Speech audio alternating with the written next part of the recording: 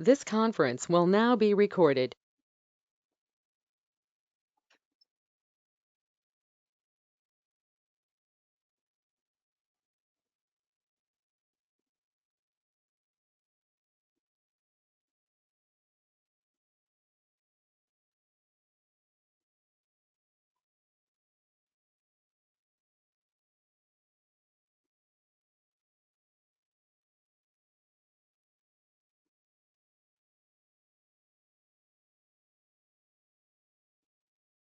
Hello সবাইকে আমাদের আজকের ক্লাসের জন্য সবাইকে স্বাগত জানাচ্ছি। আমাদের আজকে ফার্মাকোলজি রিভিশন ক্লাস যেটা আমরা শুরু করেছি। হ্যালো, হ্যাঁ সৌরভ। জি স্যার, আপনি শুরু করেন, এখনো সবাই ঢুকে নেই আর কি। ও আচ্ছা, সেই জন্য তো আমি খুঁজতেছি, কাউকে পাচ্ছি না। আমি শুরু করে দিব, তুমি রেকর্ড করবা? হ্যাঁ, শুরু করেন। আচ্ছা, তাহলে তুমি আবার রেকর্ড দাও, আবার নতুন করে আমি শুরু করতেছি। আচ্ছা।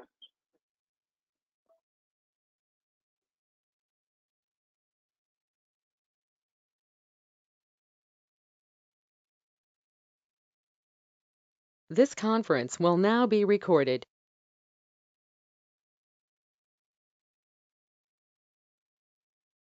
হ্যালো সবাইকে আমাদের আজকের ক্লাসে স্বাগতম। আমরা আজকে শুরু করতেছি আমাদের autonomic nervous system pharmacology revision class. Revision ক্লাসে আমরা গতদিন অটোনমিক নার্ভাস সিস্টেমের অ্যাড্রিনার্জিক সিস্টেমের প্রথম দুইটা টপিক কিছুটা আলোচনা করেছি। আজকে আমরা একটু ওভারভিউ করে দেই গত ক্লাসে আমাদের কি কি আলোচনা হয়েছিল। গত ক্লাসে আমরা অ্যাড্রিনার্জিক সিস্টেমের রিলিজ এবং সিক্রেশন সম্পর্কে আলোচনা করেছি। রিলিজ এবং সিক্রেশন নার্ভ এন্ডিং এ কিভাবে রিলিজ হয় সেগুলো আমরা বলছি এগুলো পরীক্ষার জন্য খুবই ইম্পর্টেন্ট। এটা রিটেনে চিটাং ইউনিভার্সিটিতে প্রায়ই কোশ্চেন আসে যে অ্যাড্রেনার্জিক নার্ভাস সিস্টেম কিভাবে রিলিজ হচ্ছে এবং কাজ করছে এবং কোলিনার্জিক নার্ভাস সিস্টেম কিভাবে সিনথেসিস হচ্ছে, রিলিজ হচ্ছে।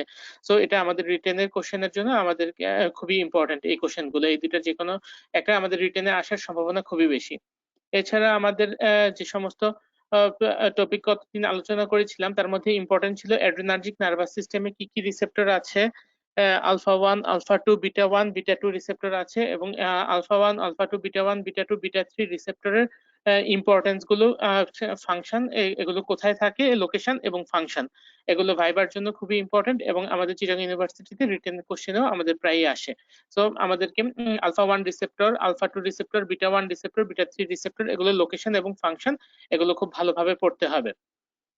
তারপর আমরা আসি, গতদিন আমরা আলোচনা করেছি আমাদের classification of adrenergic drugs. Classification of adrenergic drugs এটাও আমাদের রিটেনের কোশ্চেন।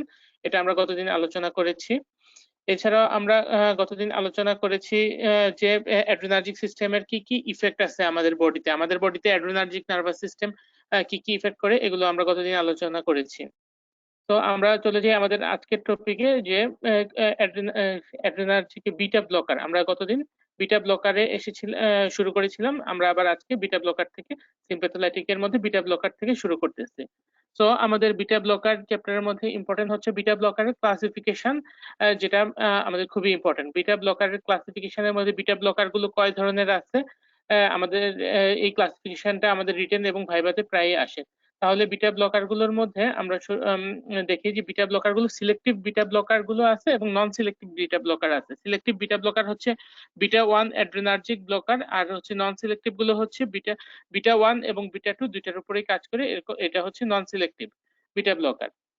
তাহলে আমাদের সিলেক্টিভ বিটা ব্লকারের মধ্যে অ্যাটেনোলল, মেটোপ্রোলল এগুলো আছে এবং নন সিলেক্টিভ বিটা ব্লকারের মধ্যে আমাদের নন সিলেক্টিভ বিটা ব্লকারের মধ্যে আমাদের ইম্পর্টেন্ট হচ্ছে যে প্রোপানোলল এবং নেটোলল, টিমোলল এগুলো খুবই ইম্পর্টেন্ট। সো এগুলো আমাদের ক্লাসিফিকেশন গুলো আমাদের রিটেনের কোশ্চেনের জন্য খুবই ইম্পর্টেন্ট এবং এগুলো আমাদের পড়তে হবে। তারপর আমরা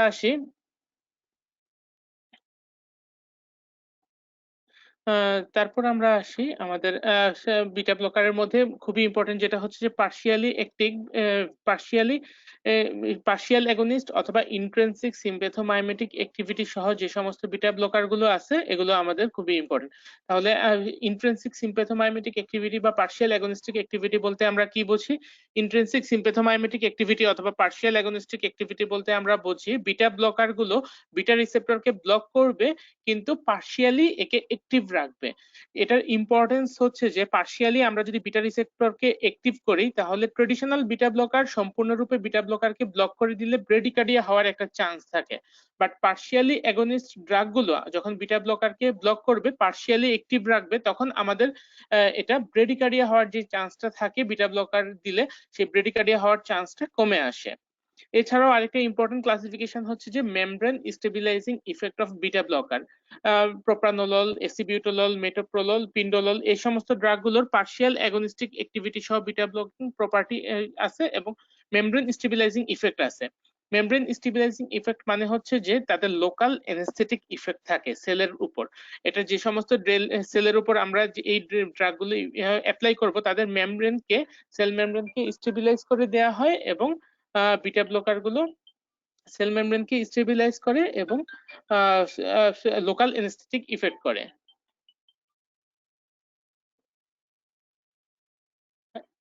আসসালামু আলাইকুম। জি রাজি আপা।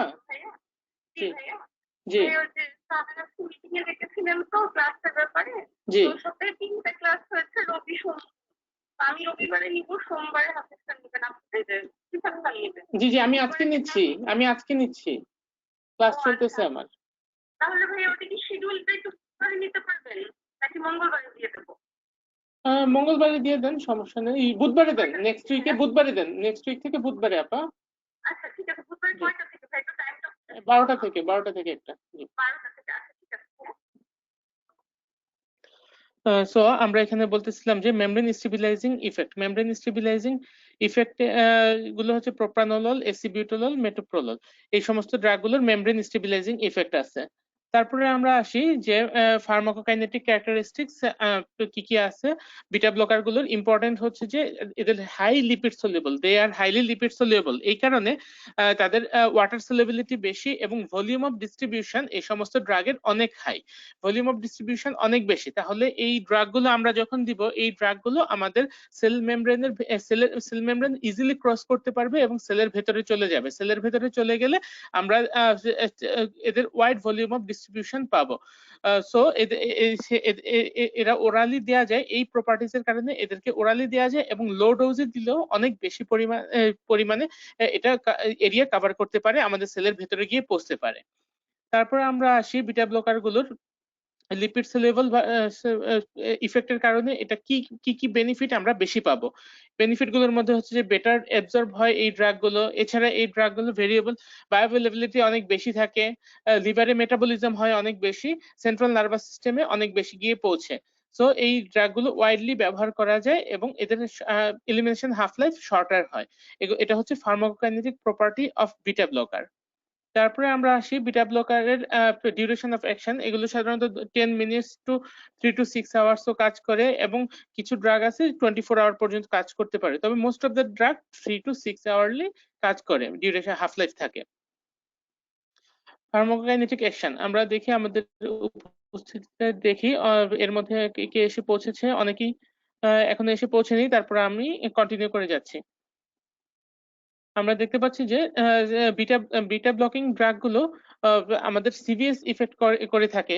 বিটা 1 রিসেপ্টর থাকে আমাদের সিভিএস এ এবং কার্ডিওভাস্কুলার সিস্টেমে বিটা 1 রিসেপ্টর থাকে এবং এই বিটা 1 রিসেপ্টরকে যদি ব্লক করে তারা, তাহলে আমাদের হার্ট রেট কমে, ফোর্স অফ কন্ট্রাকশন কমে এবং কার্ডিয়াক আউটপুট কমে এবং ব্লাড প্রেশার কমে থাকে। সো এটা সিভিএস ইফেক্ট হচ্ছে যে হার্ট রেট কমে, কার্ডিয়াক আউটপুট কমে এবং ব্লাড প্রেশার কমে আমরা যখন বিটা ব্লকার ড্রাগ গুলো ব্যবহার করব। Short-term administration of beta blocker may increase peripheral vascular resistance, এটা একটা এক্সেপশন।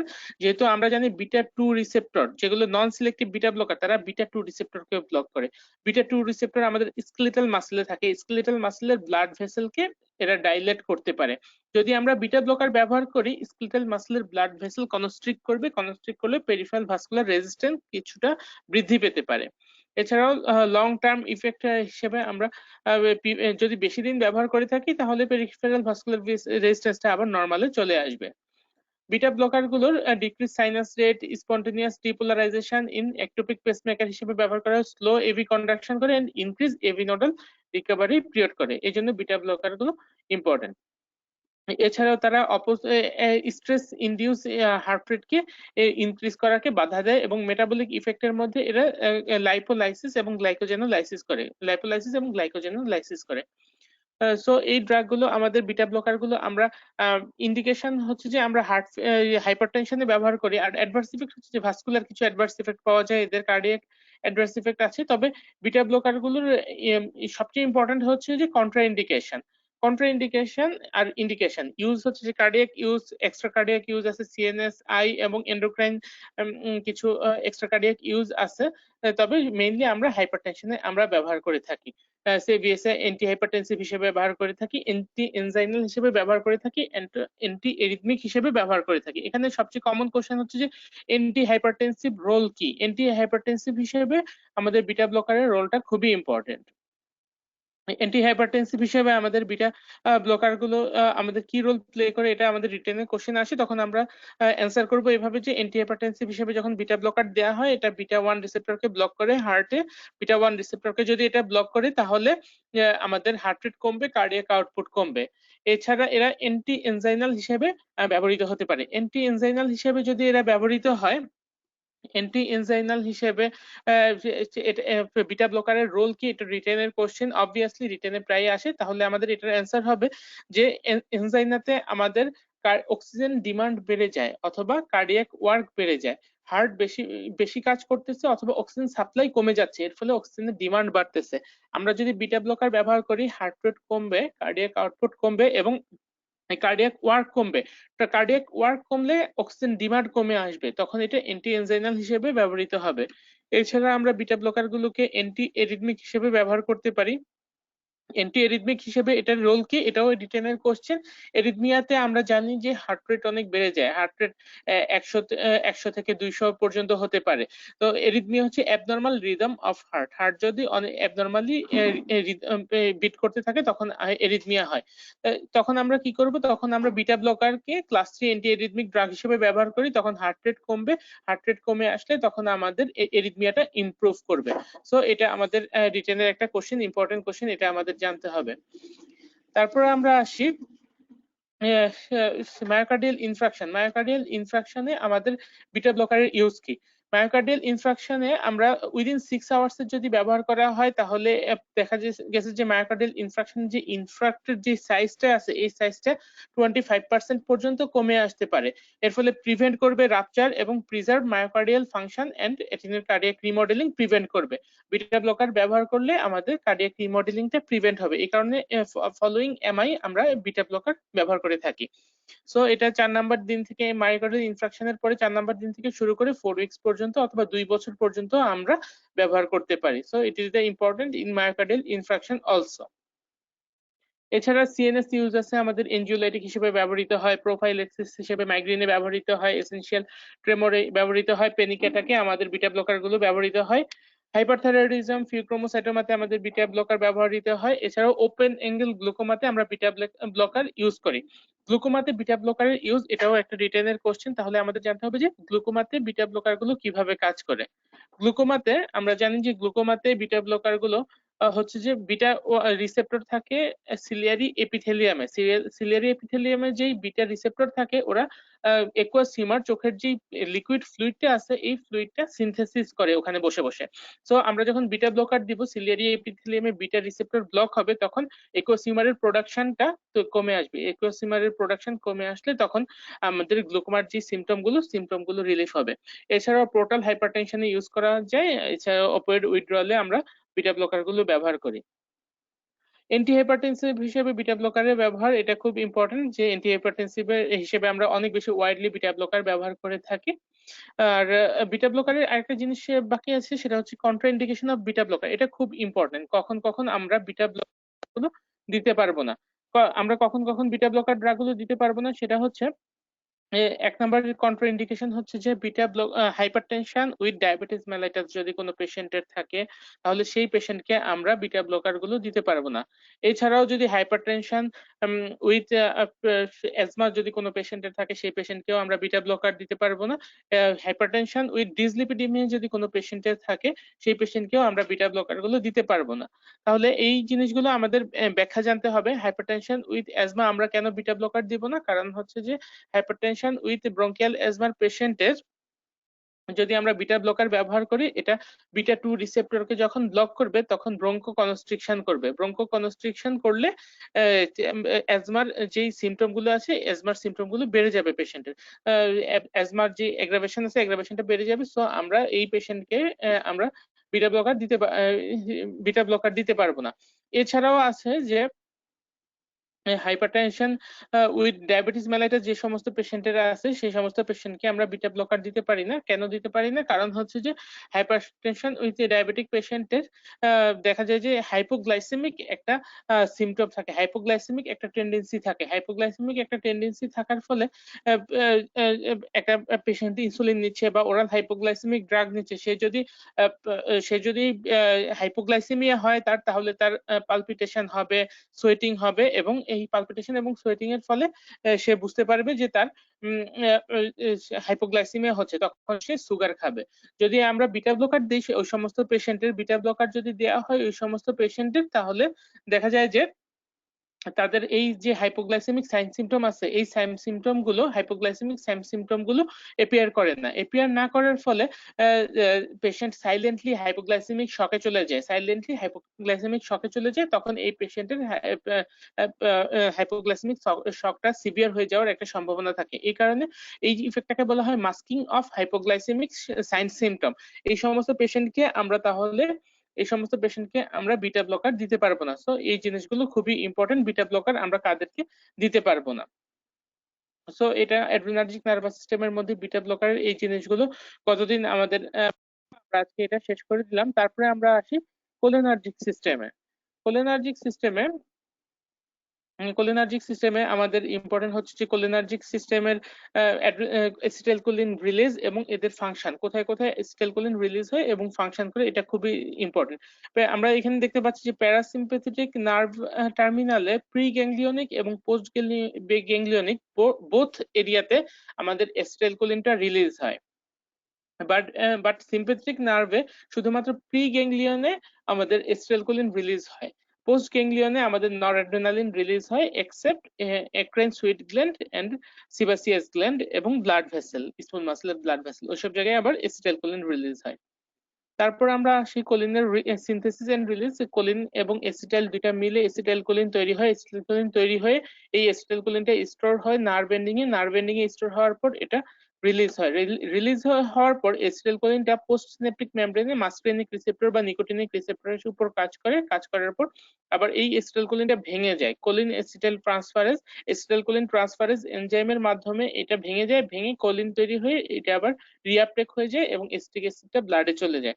সো এখানে এই অ্যাসিটাইলকোলিন এস্টারেজ এনজাইমটা খুবই ইম্পর্টেন্ট।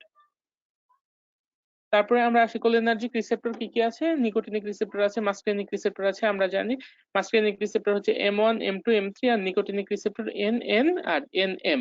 NN থাকে অটোনমিক নার্ভ এন্ডিং এ আর হচ্ছে NM থাকে নিউরোমাসকুলার জাংশনে।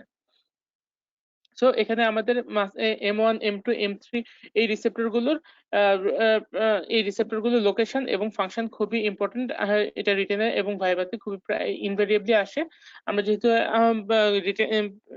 রিভিউ ক্লাস নিচ্ছি তাহলে আমরা এখন আর ইন ডিটেলস আলোচনায় যাচ্ছি না, এগুলো আমাদের রিটেনের জন্য শিখে ফেলতে হবে। তারপরে আমরা আসি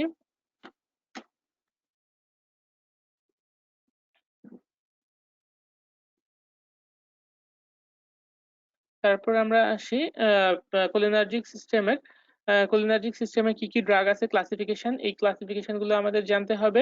কোলিনার্জিক এগোনিস্টের মধ্যে আমাদের পাইলোকার্পিন আছে, কার্বাকল আছে, মিথাকল আছে, এই ড্রাগ গুলো আছে। আর এগুলো হচ্ছে ডিরেক্টলি অ্যাক্টিং। আর কিছু আছে indirectly acting cholinergic agonist. Indirectly acting cholinergic agonist গুলোকে অ্যান্টিকোলিনেস্টারেজও বলা হয়। ফাইসোস্টিগমিন, নিওস্টিগমিন এগুলো হচ্ছে ইনডিরেক্টলি অ্যাক্টিং। ইন্ড্রেক্টিএক্লিন, এন্টিকোলিনেস্টেরিস, ফাইসোস্টিগমিন, নিওস্টিগমিন। এই ড্রাগ গুলো খুবই ইম্পর্টেন্ট। এখন ফাইসোস্টিগমিন এটা খুবই ইম্পর্টেন্ট, এটা প্রায় পরীক্ষায় আসে। এই যে ফাইসোস্টিগমিনের ইফেক্ট কি এবং এটা কিভাবে কাজ করে, আইতে ইফেক্ট কি, গ্লুকোমাতে আমরা কেন ব্যবহার করা হয়, ওয়াইড অ্যাঙ্গেল গ্লুকোমাতে আমরা কোনটা ব্যবহার করি, এই ড্রাগ গুলো খুবই ইম্পর্টেন্ট। এখানে আমরা পড়বো যে ফাইসোস্টিগমিন আমরা ব্যবহার করি, আর নিওস্টিগমিনটা আমরা ব্যবহার করি সাধারণত নিউরোমাসকুলার জাংশন ব্লকারকে রিভার্স করার জন্য। এছাড়াও মায়াস্থেনিয়া গ্রেভিসে আমরা ব্যবহার করে থাকি এই ড্রাগ গুলো। এছাড়া এলজিমার্স ডিজিজ এন্ড আদার্স ডিজিজে ব্যবহার করা হয়, তবে এগুলি ইম্পর্টেন্ট যেগুলো বললাম। তারপরে আমরা আসি যে অ্যান্টিমাস্কুলিনিক ইফেক্ট হিসেবে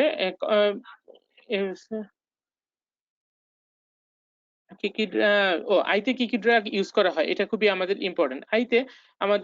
আইতে আমরা অ্যান্টিগ্লুকোমা ড্রাগ হিসেবে কি ড্রাগ ব্যবহার করি, এটা খুবই কমন একটা কোশ্চেন, এটা এবং ভাইবার জন্য খুবই ইম্পর্টেন্ট। তাহলে আমরা দেখলাম যে বিটা ব্লকার, এর আগের চ্যাপ্টারে আমরা পড়লাম যে বিটা ব্লকার অ্যান্টিগ্লুকোমা ড্রাগ হিসেবে আমরা ব্যবহার করি। এছাড়াও এই গ্রুপের মধ্যে কোলিনার্জিক অ্যাগনিস্ট ড্রাগের মধ্যে ফাইসোস্টিগমিন আমরা ব্যবহার করি, পাইলোকার্পিন আমরা ব্যবহার করি অ্যান্টিগ্লুকোমা ড্রাগ হিসেবে। তারপর আসে অ্যাট্রোপিন ড্রাগ। অ্যাট্রোপিন হচ্ছে যে অ্যান্টিমাস্কুলিনিক ড্রাগ। অ্যান্টিমাস্কুলিনিক ড্রাগ হিসেবে আমরা অ্যাট্রোপিন ব্যবহার করি, লো ডোজে, হাই ডোজে ব্যবহার করতে পারি। সিস্টেমিক ব্লাড ভেসেলের উপর তার ফাংশন আছে, হার্ট রেট বাড়ায় অ্যাট্রোপিন, ঠিক আছে। কোলিনার্জিক সিস্টেম হচ্ছে হার্ট রেট কমায়, আর অ্যাট্রোপিন হচ্ছে অ্যান্টিকোলিনার্জিক, এটা হার্ট রেট বাড়াবে। So therapeutic use of muscarinic antagonist আমরা কখন ব্যবহার করতে পারি। Urinary bladder reverse spasm of the urethral spoon muscle আমরা ব্যবহার করতে পারি। Increase bladder capacity in case of enuresis আমরা ব্যবহার করতে পারি। Reduce urinary frequency in case of hypertonic ব্লাডারে আমরা ব্যবহার করতে পারি অ্যাট্রোপিন ড্রাগ গুলো। সো এখানে আমরা দেখলাম যে এই গ্রুপের ড্রাগের মধ্যে আমাদের অ্যাট্রোপিন ড্রাগটা খুবই ইম্পর্টেন্ট। আমরা অ্যাট্রোপিন ড্রাগের মধ্যে আরেকটু ইন ডিটেইলস পড়তে হবে। Atropine long acting, short acting, কিছু অ্যাট্রোপিন লাইক মাইড্রোটিক্স আছে, এই ড্রাগগুলো আমাদের ভাইবার জন্য ইম্পর্টেন্ট। এছাড়াও অ্যাট্রোপিন লাইক কিছু ড্রাগ আছে যেগুলো ক্লিনিক্যালি ইউজ করা হয়। অ্যাট্রোপিন লাইক ড্রাগগুলোর মধ্যে আছে antisecretory drug, atropine like anti asthmatic drug, atropine like আরো ড্রাগ আছে আমাদের যেগুলো অ্যান্টি পার্কিনসন্স ডিজিজে ব্যবহার করা হয়। এই ড্রাগগুলোর ক্লাসিফিকেশন আমাদের জানতে হবে। সো আমরা অ্যাট্রোপিন লাইক ড্রাগগুলো এখন দেখি। অ্যান্টি স্পাজমোটিক অ্যাট্রোপিন লাইক যেগুলো স্পাজম প্রিভেন্ট করে, যেমন হায়োসিন অ্যানবিউটাইল ব্রোমাইড। এটা আমরা জিআইটির স্পাজম হয়, জিআইটির পেইন হয়, স্পাজম হলে সেই সমস্ত ডিজিজে আমরা ব্যবহার করতে পারি হায়োসিন অ্যানবিউটাইল ব্রোমাইড, ঠিক আছে। এটা খুব কমনলি ব্যবহার করা হয়। এছাড়াও খুব কমনলি ব্যবহৃত হয় ইউরিনারি সিমটমে ব্যবহার করা হয়। এছাড়াও পেপটিক আলসার ডিজিজে পাইরেনজেপিন, টেলেনজেপিন এই ড্রাগগুলো ব্যবহার করা হয় অ্যান্টিসিক্রেটরি হিসেবে ইন পেপটিক আলসার ডিজিজ। মাইড্রোটিক্স হিসেবে পিউপিল ডাইলেট করার জন্য ব্যবহৃত হয় অ্যাট্রোপিন, হোমাট্রোপিন, ট্রপিকামাইড। এই ড্রাগগুলো আমাদের মাইড্রোটিক্স হিসেবে ব্যবহৃত হয়। এগুলো হচ্ছে clinical use atropine like drugs এর। অ্যান্টিমাস্কুলিনিক ড্রাগ ইন রেসপিরেটরি ডিসঅর্ডার, আমাদের রেসপিরেটরি ডিসঅর্ডারে আমরা ব্রঙ্কোডাইলেটর হিসেবে ব্যবহার করতে পারি। অ্যান্টি অ্যাজমাটিক হিসেবে খুব কমনলি ব্যবহৃত হয় ইপ্রাটোমিয়াম ব্রোমাইড। এটা খুব ইম্পর্টেন্ট, সো এটা আমাদের জানতে হবে ইপ্রাটোমিয়াম ব্রোমাইড। এটা আমরা অ্যাজমা চ্যাপ্টারেও আলাদা করে পড়বো। এছাড়াও অ্যান্টি পার্কিনসন্স ড্রাগ হিসেবে ব্যবহৃত হয় প্রোসাইক্লিডিন, বেনস্ট্রোপিন, বেনজহেক্সোল আমাদের অ্যান্টি পার্কিনসন্স ড্রাগ হিসেবে ব্যবহৃত হয়, অ্যান্টি পার্কিনসন্স ড্রাগ হিসেবে খুব কমনলি ব্যবহৃত হয়।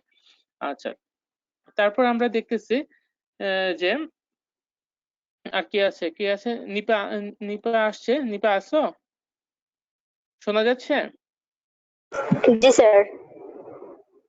কথা শোনা যাচ্ছে? ক্লিয়ার শোনা যাচ্ছে? জি স্যার, শোনা যাচ্ছে। আচ্ছা ঠিক আছে, আজকে অনেকেই নাই, ওদেরকে বলবা যে ইউটিউবে আপলোড করে দিলে এগুলা দেখে নেওয়ার জন্য, ক্লাসটা দেখে নেওয়ার জন্য। তোমরা নাই দেখে আমি রেকর্ডিং করে দিচ্ছি, রেকর্ডিং করে দিলে তোমরা একটু কষ্ট করে দিয়ে দেখে নিও। হ্যাঁ, আর এমনিতে শোনা যাচ্ছে তো? কথা বোঝা যাচ্ছে? হ্যাঁ স্যার, বোঝা যাচ্ছে। আচ্ছা, তো আমি আজকে তোমাদের কোলিনার্জিক সিস্টেমে কি কি পড়তে হবে এই জিনিসগুলো একটু বলে দিতে চাইছিলাম। এখন আমরা আছি অ্যান্টিমাস্কুলিনিক চ্যাপ্টারের মধ্যে। অ্যান্টিমাস্কুলিনিকের ক্লাসিফিকেশন গুলো, এই ক্লিনিক্যাল ক্লাসিফিকেশন গুলো খুবই ইম্পর্টেন্ট।